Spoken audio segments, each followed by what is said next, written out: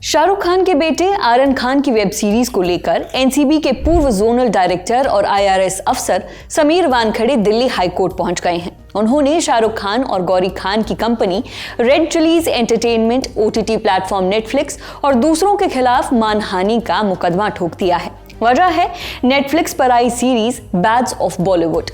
दरअसल इस सीरीज के एक सीन में दिखाया गया है कि बॉलीवुड पार्टी चल रही है, स्टार्स डांस कर रहे हैं, गाने बज रहे हैं। तभी अचानक एक अफसर एंट्री मारता है और ऊंची आवाज में कहता है, मैं ड्रग्स के खिलाफ हूँ। इसके बाद वो एक शख्स को पकड़कर हिरासत में लेने लगता है, मगर तभी पकड़ा गया आदमी कह देता है, मैं बॉलीवुड से नहीं हूँ। इसके बाद अफसर किसी और की तरफ बढ़ता है और उसे पकड़कर ले जाता है। अब वानखेड़े का आरोप है कि इस सीरीज में उन्हें और एंटी ड्रग्स एजेंसियों को झूठे, भ्रामक और बदनाम करने वाले अंदाज में दिखाया गया है।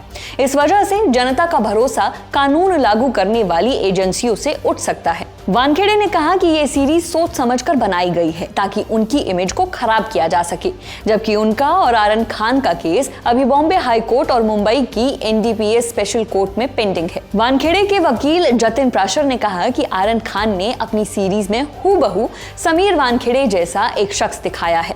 शो में उनका कैरेक्टर असैसिनेशन किया गया। शो के चलते समीर वानखेड़े और उनके परिवार को गालियां खानी पड़ रही है, उन्हें भ्रष्ट बताया जा रहा है। ऐसे में आर्यन के शो के उस हिस्से को डिलीट किया जाना चाहिए। सर, नेटफ्लिक्स पे एक सीरीज लॉन्च हुई है जी, जो रेड चिलीज ने प्रोड्यूस करी है, आर्यन खान ने वो डायरेक्ट की है। उसमें एक कैमियो दिखाया गया है, लुक अलाइक पर्सन दिखाया गया है जी, जो हमारे क्लाइंट है समीर वानखेड़े, आईआरएस ऑफिस, उनसे वो हूबहू मिलता जुलता है। ठीक है। और उसको दिखाते हुए उन्होंने हमारा कैरेक्टर असैसिनेशन किया है। जो कोर्ट प्रोसीडिंग्स पेंडिंग है उनको प्रेजुडिस करने की कोशिश की है जी, और उसको दिखाते हुए वो पूरे सोशल मीडिया पे उन्होंने उनकी जो प्री प्लान थ्योरी थी उसको उन्होंने बिल्कुल प्रैक्टिकल इम्प्लीमेंट कर दिया। जी, इसकी वजह से मुझे, मेरी फैमिली को लोग गालियां दे रहे हैं, हमें करप्ट बता रहे हैं, बायस बता रहे हैं, जी, which is not permissible as per law. तो उसके जी। अगेंस्ट में हम दिल्ली हाई कोर्ट आए कि उस क्लिप को बिल्कुल डिलीट किया जाए। जी। मामला यही नहीं रुकता। वानखेड़े ने यह भी कहा है कि इस सीरीज में एक किरदार सत्यमेव जयते बोलने के बाद अश्लील इशारा करता है, मिडिल फिंगर दिखाकर।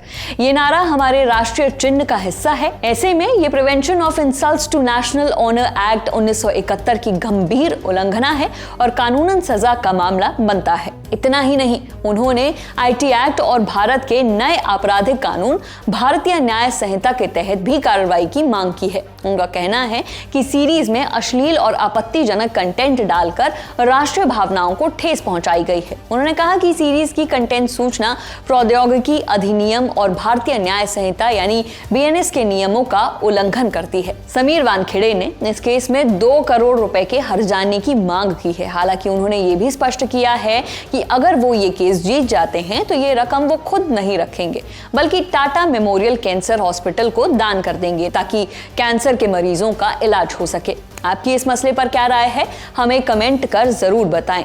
मेरा नाम है नेहा धीमान, कैमरा के पीछे हैं आलिश। देखते रहिए दी ललन टॉप। शुक्रिया।